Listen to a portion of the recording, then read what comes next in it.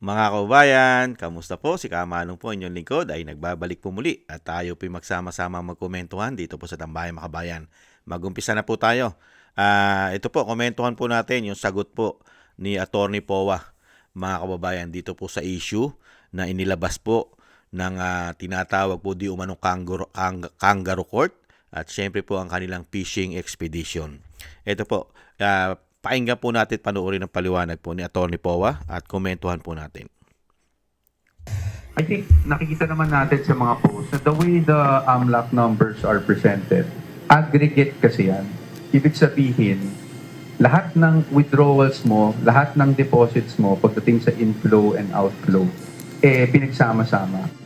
Dinipensahan ng kampo ni Vice President Sara Duterte ang lumabas na ulat ng Anti-Money Laundering Council o AMLC sa pagdinig ng House Committee on Justice kahapon April 22. Ayon kay Attorney Michael Powa, isa sa mga abogado ng pangalawang pangulo sa impeachment case, nakalilito ang paraan ng paglalahad sa mga transaksyon kaya nagmumukhang bloated o napakalaki ng halagang pinag-uusapan. Dagdag ni Attorney Powa, ang numerong inilabas ng AMLC ay isang aggregate o kabuuan ng lahat ng pumasok at lumabas na pera. Kailangan aniyang maunawaan ng publiko kung bakit umabot sa bilyon ang halaga sa ulat kahit hindi ito ang aktwal na balanse sa bangko. Simplihan ko lang, meron akong 1,000 pesos, dineposit ko, withdraw ko, di ba? Ang lalabas sa total transactions mo, 2,000 na. Pero actually, ang nasa bangko mo, 0 na. Diba? So, ganun kasimple, no? Now, and so, kaya sinasabi namin na, again, hindi ko sinasabing maling AMLAC. I want to show due respect naman to AMLAC. But the way that AMLAC data is normally presented is that it is an aggregate of all transactions. Dagdag ng defense team ni VP Duterte, handa nilang patunayan na mali o inaccurate ang mga numerong binabanggit sa impeachment proceedings, ngunit hindi sa Kamara, kundi sa tamang forum o sa Senate Impeachment Court. Sa amin naman, ang plano lang namin is to show why those numbers are actually inaccurate. Para lang maintindihan ng taong bayan na ganun kasi the way it's presented. Ina-add lahat ng deposits, ina-add lahat ng pumasok bale sa account mo, ina-add lahat ng lumabas. But it is not determinative or conclusive as to magkano pa talaga yung nasa loob ng account. And we are talking about transactions that span over 18 years, if I'm not mistaken, over 18 years. So, yun ang magiging talagang para sa amin. It's bloated talaga ang number.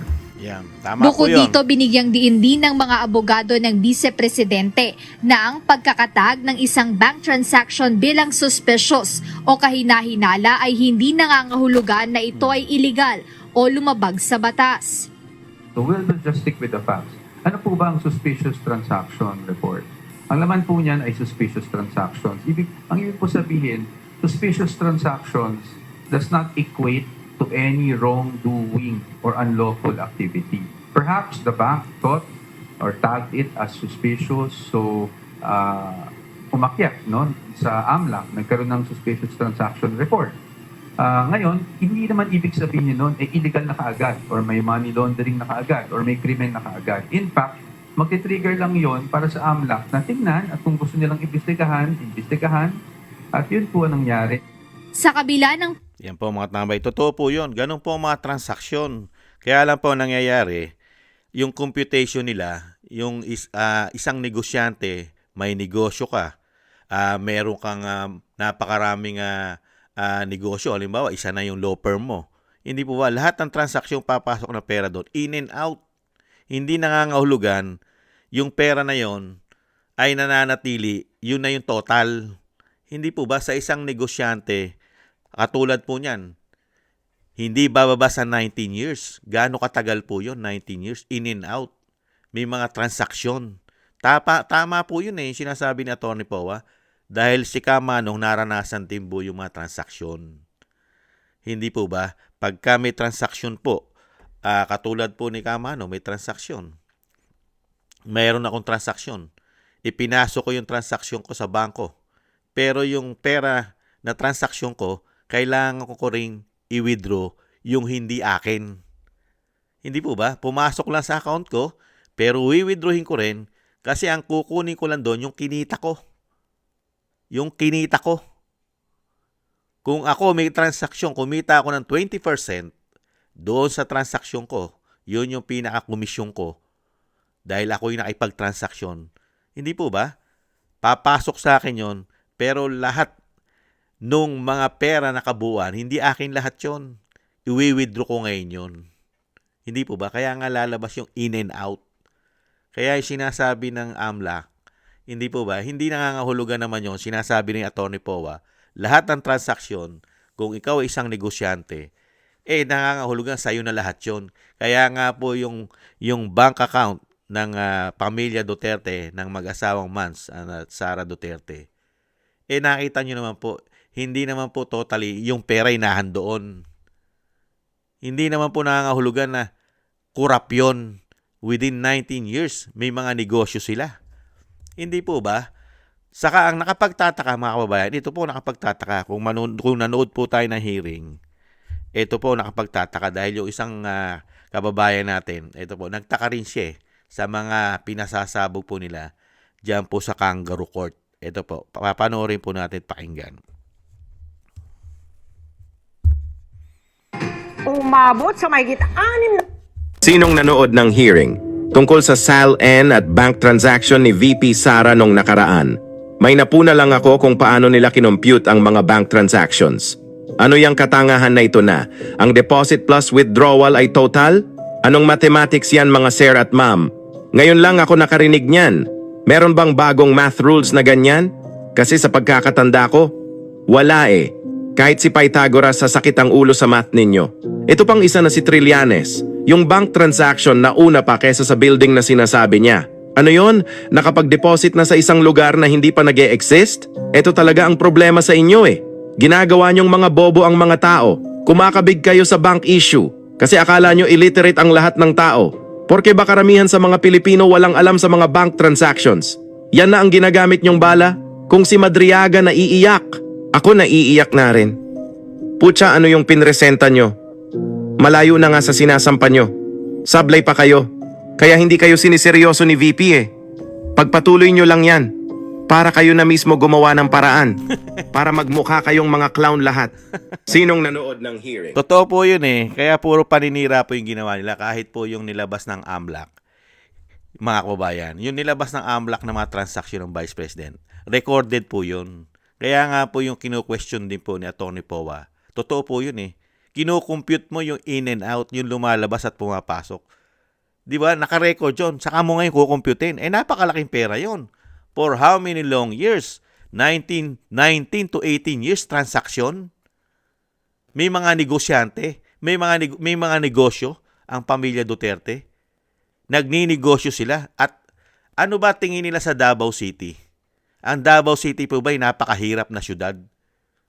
Hindi po ba mayamang syudad ang Davao City? Kasama nga sa top 10. Kasama sa buong Pilipinas ang Davao City sa top 10 na pinakamaunlad na syudad sa buong Pilipinas. Hindi po ba? At alam po natin, ito pong Duterte, katulad po ni Mans Carpio, ang asawa ng Vice President, ay isa pong abogado. Meron pa nga siyang law firm sila, family nila. Hindi pa nga nagbayad yan ng 8 milyon yung isang maingay diyan po sa Justice Committee ng House. Hindi po ba? Hindi nagbayad ng 8 million. Nakita niyo po yung mga transaksyon. Kaya nga po sinasabi ng kababayan din natin vlogger. Nakita niyo po, meron daw po isang transaksyon si BP Sara doon sa bangko na hindi pa siya bangko. Unbelievable. Hindi pa gawa yung bangko pero may transaksyon na si BP Sara doon sa bangko na yun. Hindi pa nga gawa. Hindi pa siya bangko. Nakita niyo po yung mga kasinungalingan. Kaya nga ito mga kababayan, kaya nga hindi nila madala ito sa Senate kasi hindi po obra. Hindi po tanga, bobo ang mga Pilipino. Ang napapaniwala lang po nila rito sa mga transaksyon na ito, yung hindi po kabisado ang bangko. Hindi ka nakikipagtransaksyon sa bangko. Hindi po ba? Dahil Napakadali po ito kung ikaw ay gumagamit ng transaksyon sa bangko. Ginagamit mo ang bangko sa mga transaksyon mo. Maiintindihan po lahat ng sinasabi ni Attorney Powa at nitong kababayan natin na nag-vlog. Saan ka nga naman nakakita? In and out, labas-pasok ng pera, kukumputin mo ngayon, tapos ngayon ikakabit mo para maging something fishy na ang Vice President ay napakaraming pera na pumasok at lumabas doon sa kanilang family bank account. Di po ba? May mga negosyo. Ikaw ba naman, 19 years? Ano tingin mo rito sa mga Duterte katulad sa asawa ng Vice President? Mga walang kaalamang magnegosyo? Hindi pwedeng makipagtransaksyon sa mga negosyo? Katulad niyan, Davao City, maunlad. Mga negosyo nila? Hindi ba kumikita yan? Hindi po ba? Napakadali eh. Katulad ko nga, in-example ko po yung sarili ko. Di po ba? Meron kang transaksyon, meron kang binebenta. Hindi po ba? Meron kang binili. Meron akong binili. Binenta ko. Di po ba? Nag-withdraw ko sa bangko. Binili ko. Di ba? Nag-withdraw ko. For example, nag-withdraw ka ng 1 milyon. Binili ko ngayon para gusto kong kumita. Ngayon, naibenta ko na. Naibenta ko na ng 5 milyon. Ipinasok ko sa bangko. Mga kababayan, di po ba? Meron na agad kita. Ngayon, ang computation doon, yung ni-withdraw kong 1 million, pag pinasok ko yung 5 million, 6 million na. In and out. Hindi po ba? Pero, sa kabuuan nun, 4 million lang yon. Di po ba? Dahil ibinalik ko lang yung 1 million plus yung kinita. Hindi po ba? Logic. Sa kasama ganyang mga matatalinong tao, nagninegosyo, kumikita po yan ng maayos. Kaya napakahirap po nilang patunayan yung in and out na pera sa bangko, mga transaksyon, ay hindi mo pwede basta-basta ikabit ito sa sinasabing korupsyon. Hindi po ba?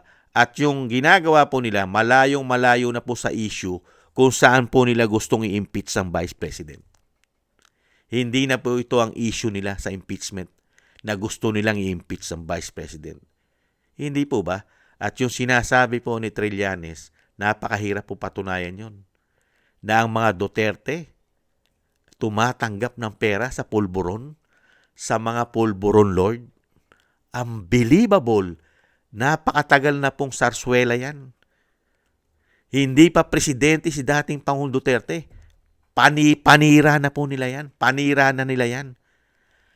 Si Pinoy pa ang presidente. Sinisiraan na nila si dating Pangulong Duterte at pamilya Duterte. Hindi po ba? Kaya po mga kababayan, ang tugon po rito ni Attorney Powa, ang tumatayo pong legal counsel po ng ating Vice President, Sarsuela, fishing expedition, hindi ba, kangaroo court.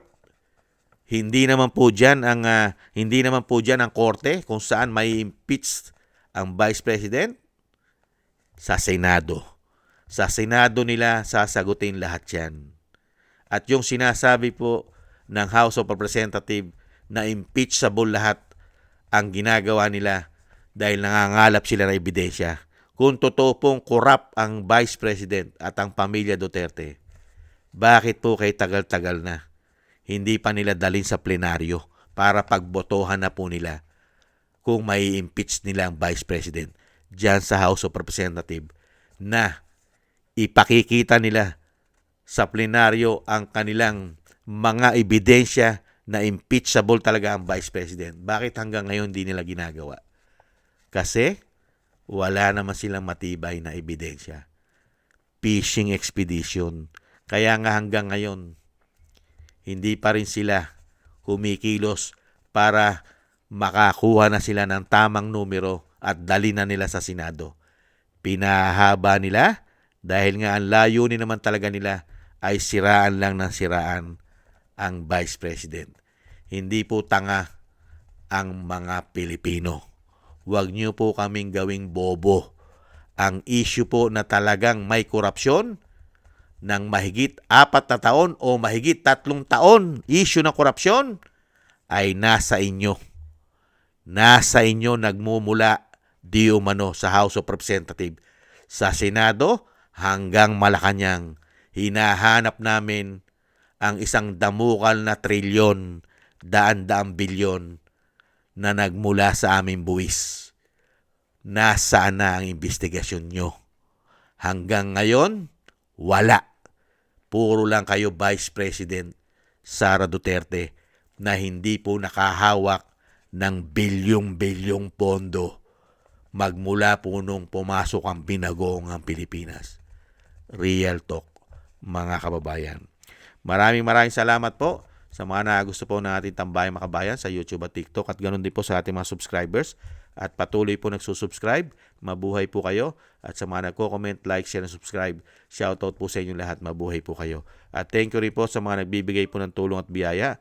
Shoutout po kay Tatay Nick ng Canada, Eric Hersho ng Canada, Jem Ari sa United Arab Emirates, Ani Jo, Mila Yi, Gayat Chena, Balance Vision TV, Jesus Valdepena, Kingston ng Hong Kong, Jake Yahut ng California, USA, Gina Ray ng Berlin, Germany, Julieta Celona, Sydney, Australia, Baby Roman, Ate Isa ng Cagayan, at ako si Pilam. Maraming salamat po sa inyo mga kabayan at ingat-ingat po kayo lalo-lalo po sa inyo pong mga paggawa at shoutout po sa inyong lahat at God bless po sa inyong lahat. God bless po sa ating lahat. Tis-tis lang po tayo. Bye-bye!